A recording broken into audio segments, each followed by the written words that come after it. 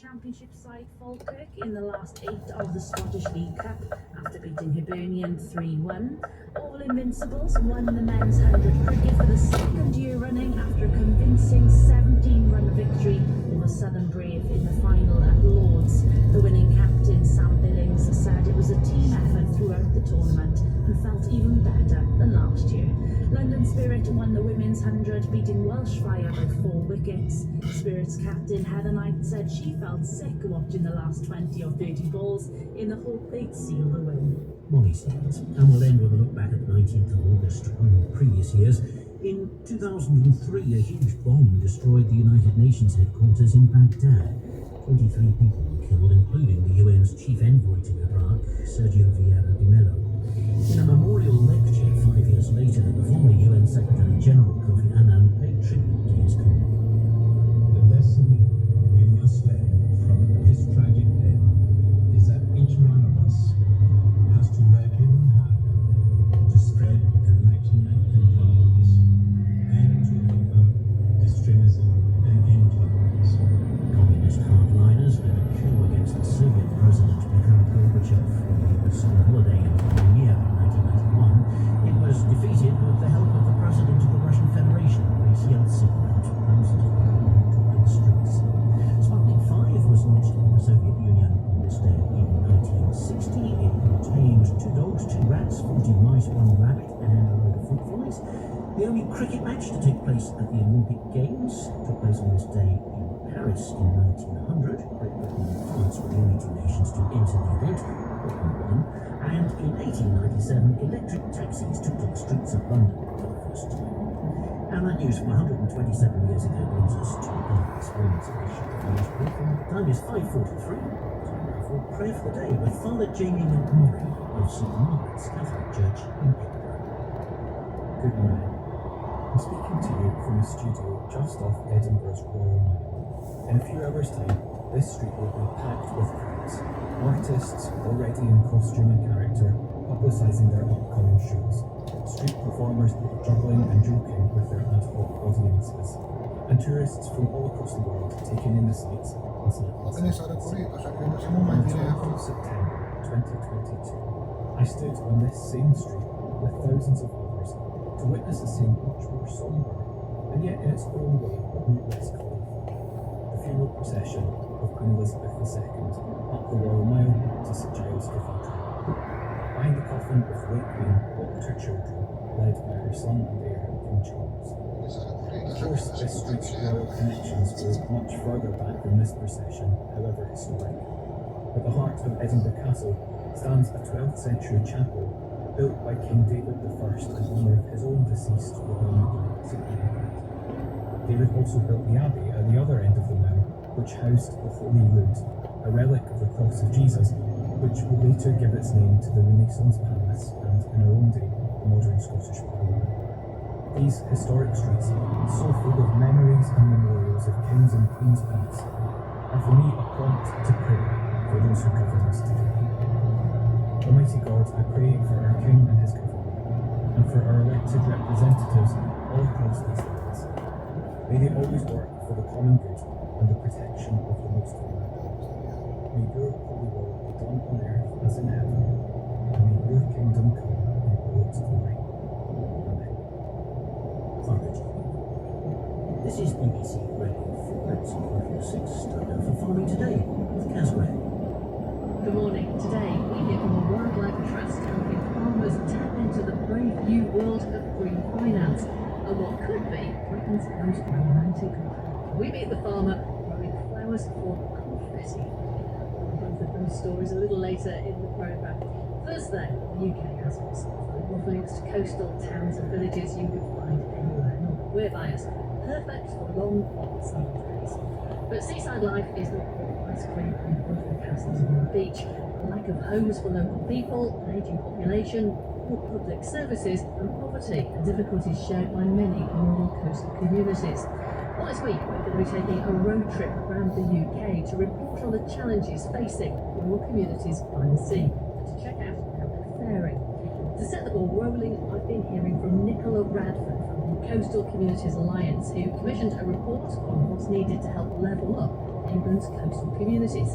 Some of the biggest challenges is around sort of like the seasonality and the sort of finding jobs that are 12 months of the year. So it's very much looking at how can we make sort of tourism season 12 months of the year, how we can upskill people so we can get people who start off, say, serving ice cream in the summer can suddenly become their own managers and those sorts of things. Another issue that we're experiencing is around health. People retire to the coast and we've got an elderly population. We've got people with mobility issues who go there because it's flatter on the coast, especially on the Lincolnshire coast. And so there's a very much of an issue around attracting professionals and doctors to coastal areas. And you do hear also about public services as well, you know, and poverty. There are lots of rural coastal towns that we know are poor and have drug problems as well. Yeah, very much so. I mean, I think the issue is that, you know, there's very much poor and deprivation in urban and rural areas, but one of the issues that make coastal areas more unique is sort of like the 180-degree geography. So it is very much... What do you mean by 180-degree geography? I'm not quite with you. Because you've got the sea on one side, so when you put your catchment in sort of other areas, in urban areas and in villages and things like that, you've got a catchment area of 360 degrees, so your clients and your businesses can attract people from all those areas and your services. But when you've got the coast, you've got one side out at sea. So to try and invest in those areas, you've only got an audience of 180 degrees. You haven't got that whole circle of people coming through to you. Is it all about money for public services? Because money obviously is very tight right now. Are there other changes that could be made to improve things? Very much so. Sometimes it's not about putting in new money into the areas, although obviously we very much like that. It's about how you actually spend that money differently. So could they need to spend more money in the elderly population? Do they need to be able to look at opening colleges at different times, because your tourism season finishes after October half term, but college time start in September, so people are looking at staying in those jobs until the summer's finished, so they're not going to start. Yeah, but is that really realistic though to change those times? I mean, what if you've got people who work in those colleges who have kids who are at school? I mean, they have to work to the same times as the, say, school terms, for example. It was something that actually the colleges were interested in. It could be around doing bite-sized courses and smaller courses in the winter months, so that members of staff can get different skills and can, you know, progress in their career and have raise aspirations in coastal areas. It's not all doom and gloom in coastal areas. They've got those issues, but actually there's a lot of opportunities around green tourism. If there is a clear strategy to say we're going to help coastal communities. That's Nicola Radford from the Coastal Communities Alliance. Now, if you've been to one this summer, you will know that weddings are big business nowadays. Just ask all those farmers who've converted barns into bespoke rustic wedding venues and who now offer whole wedding packages. A farm in Essex near Stansted Airport has also diversified into weddings, but in a rather niche area. They're growing confetti, or rather flowers to be turned into confetti, and they're opening their confetti fields to the public. BBC Look East's Laura Foster has been to take a look. That sound you can hear on one side of Hatter's Farm is the combine harvester, which is running all day and well into the night to get the wheat crop in. And then on the other side of the farm, it's the calmer scene. Tall purple, pink, white and blue flowers cover an area the size of 80 tennis courts, and there are groups of children running through them joyfully. I'm Ross McGowan and it's my family farm.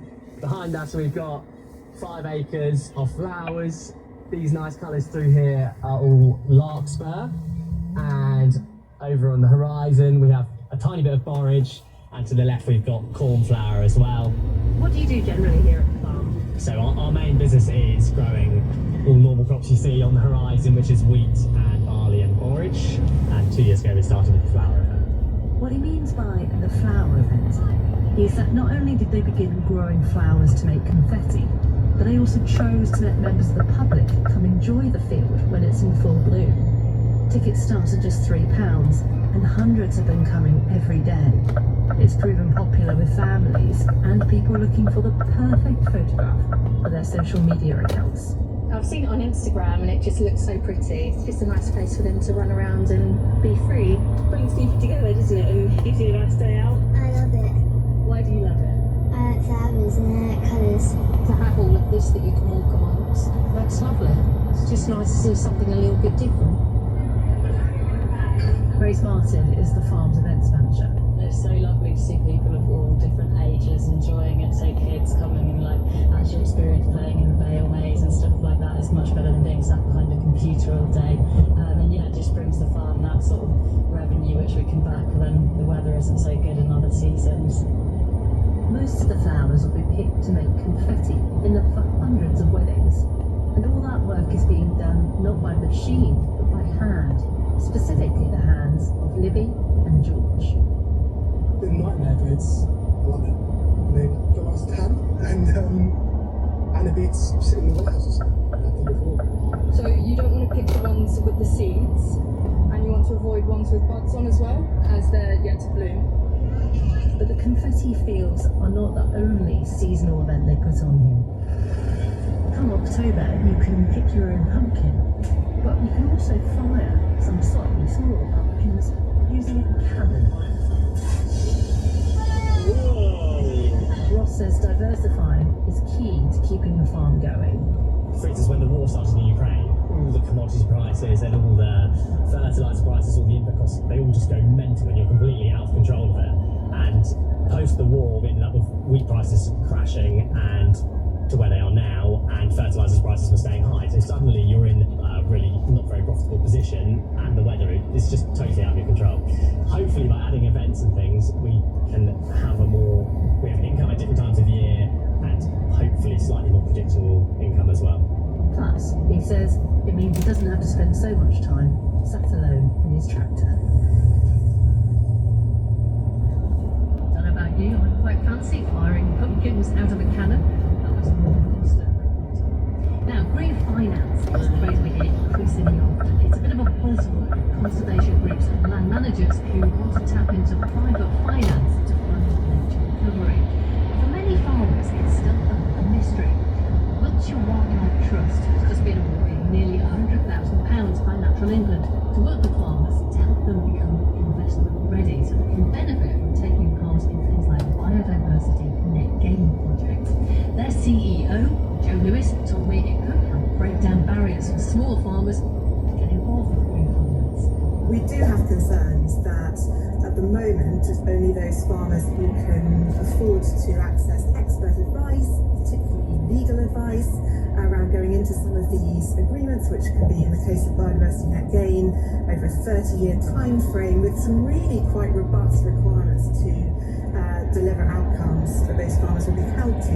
That can be very off-putting and also potentially mean that only the better funded and larger estates can participate. The Bristol-Avon catchment market is trying to overcome some of that challenge through creating a marketplace for biodiversity net gain that takes on the standardisation of all those agreements, legal agreements, putting in place a compliance fund. So there's an opportunity there to de-risk involvement for farmers, but also for quite small farmers potentially with quite small parcels of land on which they could imagine developing biodiversity net gain projects to be part of this, because the market aggregates those and then makes them available to a developer who, for instance, might have quite significant needs or requirements for biodiversity net gain. How does private finance work alongside public money? So, for example, in England, the Sustainable Farming Incentive is there to pay farmers to do things like improving soil health. Can you still access private finance if you're already claiming something like the Sustainable Farming Incentive? There's still some uncertainty around this issue of stacking, and the broad principles are you can develop biodiversity net gain projects and at the same time access nutrient credits from the same activity on the same piece of land. You can't do that with carbon, so you can't stack the carbon on the same parcel of land. And it's not yet clear that you can with confidence put the same parcel of land that's subject to a countryside stewardship or a sustainable farming incentive agreement into a biodiversity net gain agreement. Yeah, I mean, some of it sounds extremely complex, complicated to kind of get your head around if you're just a normal farmer who's been going about farming their land for the last 20 or 30 years. Will some of the money that you've been awarded by Natural England, will that help them navigate this? Will you be offering support to help them through this? That's very much the intention, that there'll be a range of different levels of support available, from being able to be connected with other farmers who've been involved to date, access online events, in-person events, but then that more in-depth hand-holding as well. Joe Lewis from Wiltshire Wildlife Trust, and we've got a whole week of reports looking into the role of green finance in farming coming up at the start of September. Well, that's it for today. I'm Kaz Graham, the producer is Heather Simons, and Farming Today is a BBC Audio Bristol production. Now, over to the BBC Weather Centre for the Farming Today 5-day forecast. Thank you so much indeed. Yes, it's looking pretty autumnal through this week. For many of us, we're going to see some pretty strong winds. We've got an ex-hurricane that's going to be in the mix as well, bringing some particularly windy weather through Wednesday and Thursday, and there'll also be some heavy rain with it. But it's going to be quite distributed across the UK, so it's mainly northern and western areas that are going to see quite significant rainfall, over 100 millimetres, for example, in western Scotland, whereas the further south and east you are, not seeing so much rain, really only a few millimetres towards the eastern parts of England. But the wet and windy weather continues on into today, really, because it's Scotland, Northern Ireland, western parts of England and Wales that will continue to see some rain spreading its way in from the west. The rain turning quite heavy and really quite persistent, especially in the southwest of Scotland, where there's a yellow warning out in force for today. Winds picking up, gales around coastal areas, and temperatures generally getting to about 17 to 22 degrees Celsius. But the further east you are, staying largely dry, certainly towards the eastern parts of England, holding on to some sunshine for longest. But even here, the breeze will gradually pick up, and temperatures getting up to 24 to 26 degrees. Tonight, the patch of rain will continue to move eastward. There'll be some showers following, turning quite heavy towards northern and western areas. Some clearer skies developing later in the night. And then during Tuesday, cloud will continue to clear from eastern parts of England. Sunny spells expected across most part. Heavy showers from Northern Ireland, western Scotland, northwest England with some strong winds.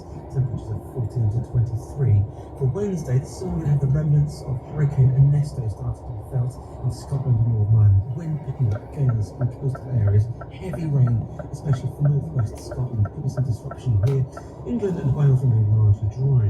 For Thursday, staying windy for most of the UK, heavy showers spreading into northern and western England and Wales and move to the southeast.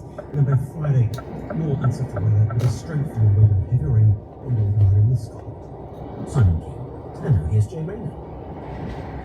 On the kitchen cabinet, I've assembled a delicious panel of experts to answer your culinary conundrum. What constitutes a hearty vegan? They'll be serving up their tastiest recipes. The garlic, spoon feeder. As we broadcast from some fabulous food locations with interesting gastronomic histories. It's a town known for many things, but the biggest is the presence of the British Army. So this is a 24-hour ration pack. I've given a sniff to the vegetarian all-day breakfast. I would describe it as bright green heavy. I would really recommend not smelling the food. The Kitchen Cabinet with me, Jay Rayner, next Saturday morning at 10:30, Radio 4 and BBC Sounds. On FM, on digital, and on BBC Sounds. This is BBC Radio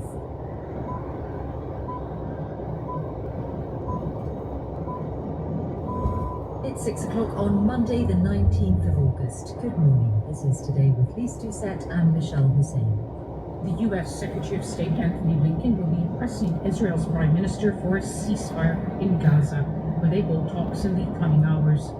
Amid fears of a regional crisis, we'll be reporting from Lebanon, and we'll speak to Jordan's Foreign Minister at 8:10. And Volodymyr Zelensky says Ukraine will hold on to land seized from Russia in the Kursk region, reduced as a buffer zone. Also in today's programme, as the Democratic National Convention begins in Chicago, we'll have Justin's take. I'm standing under the L, the iconic line that goes through the centre of Chicago. So much of this city Americans are so proud of.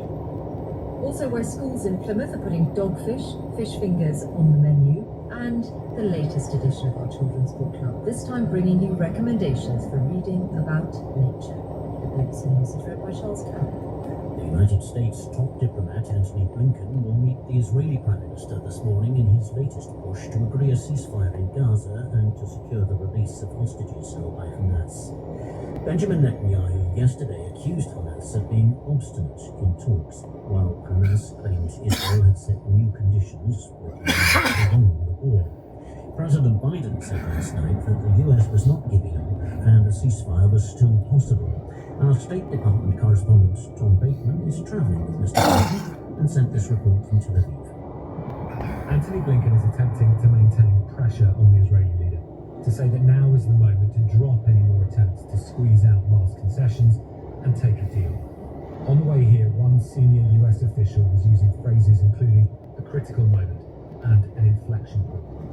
Certainly the Americans hope they can get this deal over the finish line, perhaps as soon as this time next week. But that level of optimism is not shared by the Israeli leadership or Hamas. Each accuses the other of obstinate cynicism and blocking a deal. It is possible that public statements of defiance are mainly a negotiating tactic, but there is such significant enmity and distrust here that a week feels very optimistic for a breakthrough. The Ukrainian president has said that one of the aims of his country's military incursion into Russia's Kursk region is to create a buffer zone between the countries. In his nightly address, Volodymyr Zelensky said the intention was to destroy as much Russian war potential as possible. Ukrainian forces yesterday destroyed a second strategically important bridge in the region. Here's our Eastern Europe correspondent, Sarah Rainsford. Almost 2 weeks after Ukrainian troops pushed across the border into Russia, it's becoming clear that they plan to stay. Volodymyr Zelensky is now talking of creating a buffer zone in the Kursk region, where Ukrainian soldiers have taken over dozens of settlements. Ukraine's Air Forces commander announced that a second bridge there over the River Seine had been damaged, cutting supply lines to Russian troops. This shock incursion has clearly boosted Ukrainian morale, and it's dented Russian sense of their own strength and safety. It is sure to have infuriated Vladimir Putin, but it hasn't stalled the advance of his troops in the Donbas region of Ukraine. The Children's Commissioner for England is warning that despite a fall in the number of strip searches of children by police, too many remain unnecessary, unsafe and underreported. Data from police forces in England and Wales shows that children were strip searched nearly 3,400 times in the 5.5 years to June 2023, with the number falling by 42% between 2020 and 2022. Dame Rachel D'Souza said the disproportionate number of black children subjected to such treatment remained a critical concern. Thousands of US Democrats are descending on Chicago for the party's national convention, which begins this afternoon. Delegates from around the country will tomorrow formally endorse Kamala Harris as the Democratic presidential nominee. The Vice President will, along with her running mate Tim Walz, arrive on a wave of momentum, as our North America editor Sarah Smith reports from Chicago. It's only 4 weeks since Joe Biden stepped aside as the Democrats' presidential candidate and passed the torch to Kamala Harris. In that short time, the race for the White House has been transformed. This week, Ms. Harris will be met with excitement and enthusiasm from Democrats who believe she has a much better chance of beating Donald Trump. Recent opinion polls suggest she is now ahead in many of the key swing states that will decide this election, although by very small margins. Tonight, the convention will pay tribute to Joe Biden, praising his personal sacrifice as well as his achievements as president, in what will be a bittersweet moment for him as he passes the baton to a new Democratic candidate. The London Fire Brigade's most senior officer has told the BBC that people living in Grenfell Tower were instructed to stay put for too long as flames spread around the building. 72 people were killed in the fire at the West London Tower block in 2017. The final report from the public inquiry into the disaster is due to be released on the 4th of September. Speaking to the BBC podcast Grenfell in the disaster,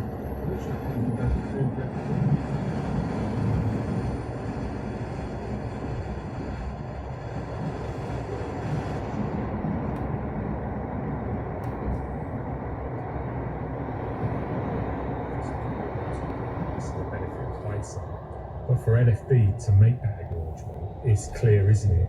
That we know that that advice will have had an impact on people's decision making. And you can hear more on that in Grenfell Building a Disaster on Radio before all this week at 1:45. And the BBC understands that the government is planning to scrap laws which set out what proportion of union members have to vote for strike action for it to be legal. Labour intends to repeal the Trades Union Act as part of its wider shake-up of workers' rights. The bill could be tabled by mid-October. Thank you, Charles Carroll. It's 6:06 a.m. Time for the weather forecast, and it's over to Simon King at the BBC Weather Centre. Thanks, Liz. Yes, good morning. It's looking pretty autumnal this week. We're going to see some strong winds across many areas and also some heavy rain, but that rain will be most focused toward northern and western parts of the UK. In Western Scotland in particular, we could see some disruption throughout the week because of the excessive rain here. But for southeast and eastern England, we've got some sunshine to start off this morning. The cloud will eventually start to move in from the west into the afternoon and the evening. The breeze picks up gradually through the day and temperatures get to 23 to 26 degrees. For the Midlands and northeast England, some sunshine this morning, but turning quite cloudy from the west quite quickly really. So from lunchtime and into the early afternoon, it'll be pretty overcast. It'll remain dry though, with some cloudy skies until some rain starts to move its way in later on. It's only quite breezy, temperatures 20 to 22. For southwest England, Wales, northwest England and northeast Scotland, it's pretty cloudy to start the day. We've got some patchy rain into coastal areas with the southwesterly wind picking up, showers turning heavier and more widespread into the afternoon. You could see some gales around the Irish Sea coast, some temperatures of 17 to 22. And for Northern Ireland, western and southern Scotland, it's overcast. There's some rain moving in across western areas at the moment. That rain turns more persistent and heavy as the morning goes on. You can see some pretty high rainfall totals in southwest Scotland in particular. Strong winds with some gales around coastal areas and temperatures of 13 to 16 degrees Celsius. Simon, thank you very much. Let us have a look at the papers now at 6:08, and the Daily Telegraph carries a warning from the Conservatives that the government's plan to scrap the Trades Union Act will open the floodgates to more industrial action. It's understood that the current requirement that a certain proportion of union members need to vote for strike action for it to be legal would no longer apply. The Shadow Business Secretary Kevin Hollinrake is quoted as saying that it will be businesses and consumers that pay the price and growth that suffers. Half of Labour MPs in pay of unions. That's the headline in the Daily Mail. The paper says that based on figures in the MPs' register of interest, 213 of the 404 Labour MPs took union money to help them fight the election. The Labour spokesperson said all donations were declared in line with parliamentary and electoral commission rules. Workers who are regularly contacted by their boss out of hours could get thousands of pounds in compensation, according to the Times. It says the government is looking to Ireland and Belgium for inspiration on its proposed right to switch off policy. The paper says although it's unlikely employees could take legal action for this alone, it could be used as an aggravating factor in a broader claim against their employer. The government source said details will still be drawn up. A former Victims Commissioner, Dame Vera Baird, has told the Daily Express that men who repeatedly abuse women should be sentenced as quickly as those who've been prosecuted for the recent disorder in England. Dame Vera writes that male violence against women and girls is almost always poorly and solely dealt with by police and the wider criminal justice system, which offers, she says, no deterrent. The Daily Telegraph reports that the Prime Minister has been urged to rethink his refusal to allow Ukraine to use long-range missiles produced in the UK to hit targets deep inside Russia. The paper has spoken to 4 former Conservative defence secretaries who say the UK is failing to provide Ukraine with the support it needs. A Ministry of Defence spokesman tells the Telegraph there has been no change in the UK's position when it comes to Storm Shadow missiles. Former Prime Minister Imran Khan has applied to become the next Chancellor of Oxford University. That's according to papers including The Guardian. One of his advisors is said to have confirmed his candidacy for the election in October. The paper points out that Mr. Khan is an Oxford graduate, and he previously served as Chancellor of the University of Bradford for 7 years. And bank on record traffic for big August getaways, the warning in the Daily Mirror. The ROC, the motoring organisation, says that its data indicates 19 million trips will be made between this Friday and Monday.